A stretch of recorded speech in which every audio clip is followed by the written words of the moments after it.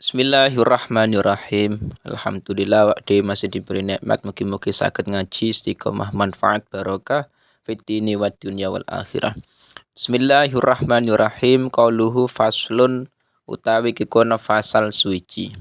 Takbire fasal wan nadru yalzamu fil mujazati ala mubahin wa ta'atin.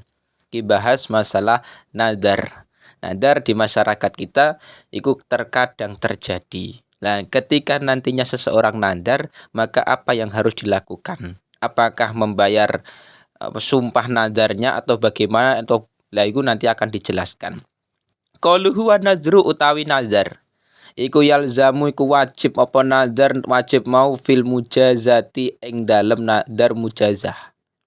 Ning di alam mubahin ing ngatasé perkara mubah wa taatin lan taat.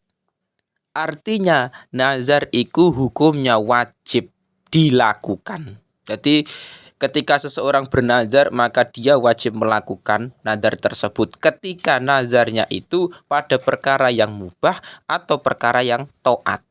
Contone kakolihi kaya ucapane nadir. Insyafallahu maridi falillahi alayya an usolliya.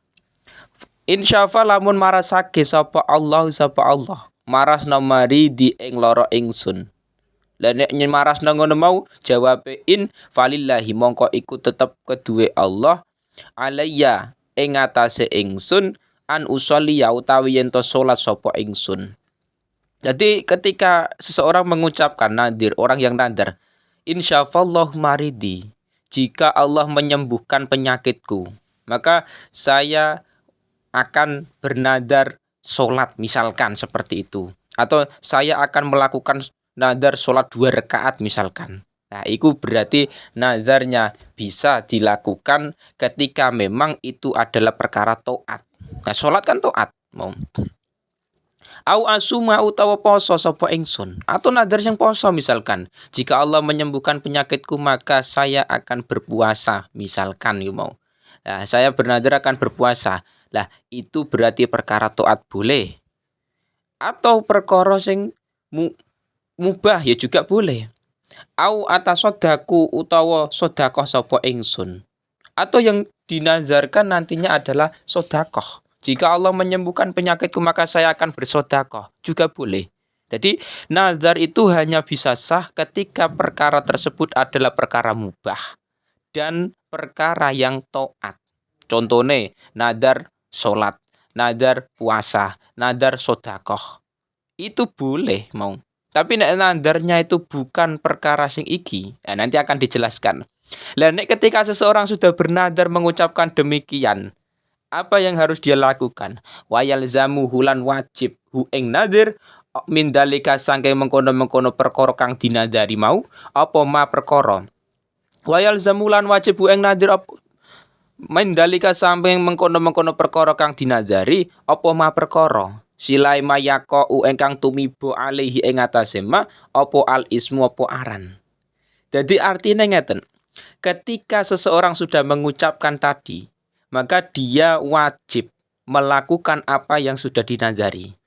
Jadi misalkan ya seorang nazar, kalau saya ranking 1 di kelas maka saya akan bernadar sodakoh misalkan 50.000 misalkan.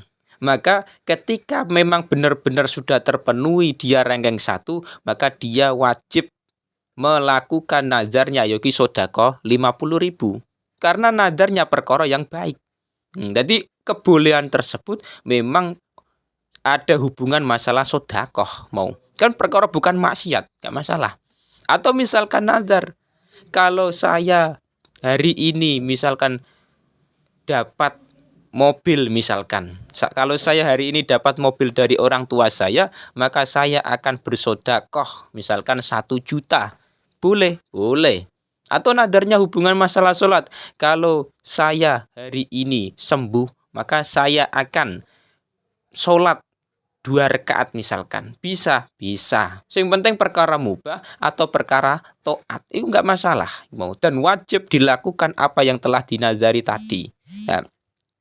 Qauluhu wala nadra fi maksiatin.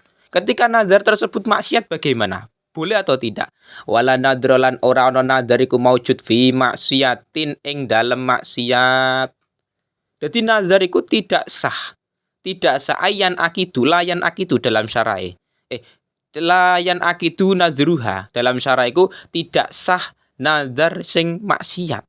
Contone kakolihi kaya ucapane nadir in kotal tu fulanan. In kotal tu lamun mateni sapa ingsun fulanan ing fulan.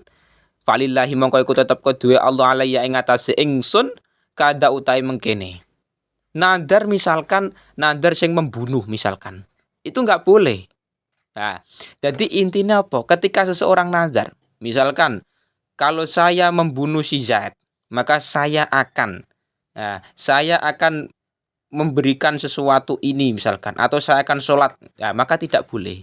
Karena nazarnya iku hubungannya masalah perkara sing maksiat iku membunuh.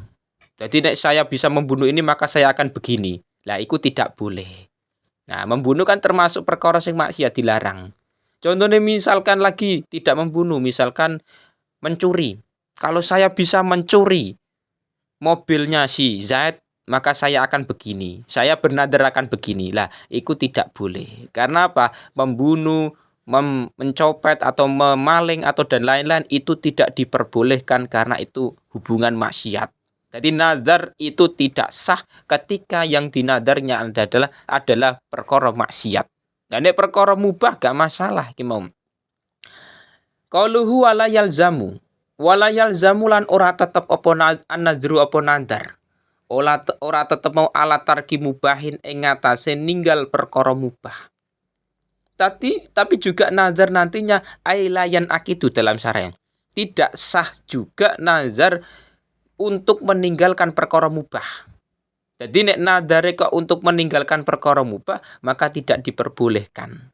Contohnya kakolihi kaya ucapane nadir. Ngucape ngene, la akilu lahman wala asyrabu labanan wa ma asbah dalik. La akilu ora mangan sapa ingsun. Ora mangan lahman ing daging. Wala asyrabulan ora wala yashribu. Syaraba yashribu. Wala yashribulan ora ngombe sapa ingsun labanan ing puan atau susu. Wa malan perkara asbah ingkang nyerupani apa ma min zalika sangke mengkono-mengkon la akilu lahman lakhirihi. Jadi ketika yang dinazarkan adalah perkara untuk meninggalkan mubah, maka tidak boleh. Jadi nek untuk perkara mubah boleh, tapi nek nadarnya itu untuk meninggalkan perkara mubah enggak boleh. Contohnya apa? Makan minum. Saya bernadar saya tidak akan makan daging. Itu enggak boleh. Ya memang benar. Memakan daging adalah perkara yang mubah, hukum asal mubah. Tapi ketika dia nadarnya untuk meninggalkan perkara tersebut, perkara mubah, itu enggak boleh. Contohnya misalkan lagi minum juga perkara mubah. Tapi ketika dinazari, itu juga meninggalkan perkara mubah dalam nazar itu tidak diperbolehkan. Saya bernazar tidak akan minum susu. Nah minumnya apa? Jus misalkan.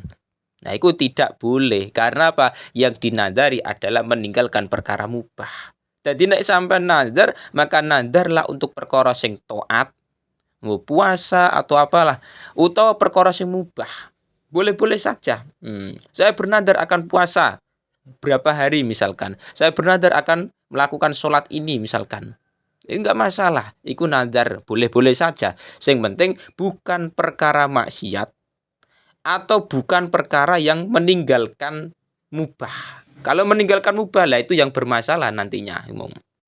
Lah di masyarakat kita itu sudah ada adat istiadat yang mana ketika seseorang itu meninggalkan nazar. Ketika meninggalkan nazar, ketika di masyarakat terjadi demikian, misalkan seorang nazar, kepengen kalau memang dapat ranking 1 dia akan bersodakoh. Ternyata nggak dilakukan sodakoh. Terkadang ada adat di masyarakat kalau tidak melakukan nazar nanti akan timbul bencana atau musibah dan lain-lain. Kadang ada yang punya adat demikian. Nah, itu secara fikih tidak benar. Jadi ketika memang nazar sudah terpenuhi, dia ranking 1, maka dia wajib membayar nazar sodakoh tadi. Jadi sodakoh misalkan dia sodakoh nazare 1 juta, ya wes dibayarkan. untuk sedekah nazar. Tapi kalau tidak dilakukan di masyarakat kadang punya adat nanti kena musibah 7 keturunan sampai gini-gini lah itu tidak benar.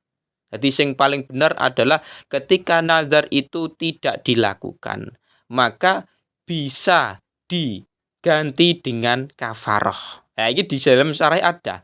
Qalu huwa idza khalafa an-nadru al-mubah lazimahu kafaratu yamin ala rajih indal Baghawi wa tabau al-muharrar. Jadi memang ketika seseorang itu tidak bisa melakukan nadar yang mubah, maka wajib membayar kafaroh yamin, kafaroh sumpah. Nah, kafaroh sumpah kemarin sudah dijelaskan, ada yang memerdekakan budak, ada yang memberi makan orang miskin 10 orang, ada yang memberikan pakaian 10 orang miskin, atau puasa 3 hari. Lah itu kafarohnya sumpah juga berlaku kafaroh pada nazar yang tidak dilakukan. Jadi nek nazar iku mau kok sudah terpenuhi. Misalkan dia nazar kalau dapat ranking 1 sedekah 50.000 misalkan. Kok sudah terpenuhi ranking 1, maka dia wajib mengeluarkan 50.000 sedekah untuk nazar tadi. Tapi kalau misalkan tidak mampu, enggak duit misalkan enggak punya uang, lah maka dia bisa mengganti dengan kafaroh. Lah kafaroh nazar itu sama dengan kafaroh sumpah. Ya iki apa milih? Misalkan memerdekakan budak. Di Indonesia sudah nggak ada budak yang merdeka kabeh. Atau memberi makan 10 orang miskin, setiap miskin 1 mut atau 6,7 on. Jadi 6,7 on kali 10. Nah, atau memberi pakaian kepada 10 orang. Dia nggak punya duit untuk membayar nadar sing sodakoh tadi, nggak punya duit, apalagi bayar kafaroh ini. Ya, jalan terakhir adalah fa'ilam yajid fasyamu salasati ayamin. Maka wajib melakukan puasa 3 hari untuk kafaroh nadar tadi. Jadi solusinya seperti itu, paling ngirit mau. Puasa itu paling ngirit. Malah hemat biaya makan siang mau. Cukup sahur dan buka saja mau. Buka puasa. 3 hari itu melakukan puasa. Solusi ketika dia tidak melakukan apa yang telah dinazari tadi. Itu di masyarakat memang tinggal milih.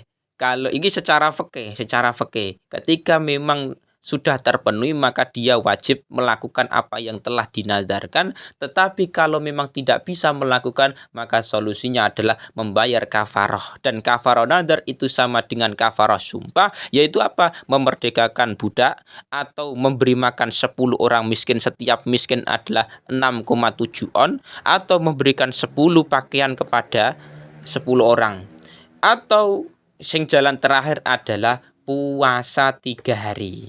Puasa 3 hari mau. Itu nek menurut qaul rajih memang disamakan dengan kafaroh sumpah. Jadi masalah fikih ada solusi ketika tidak bisa melakukan apa yang telah dinazari tadi mau.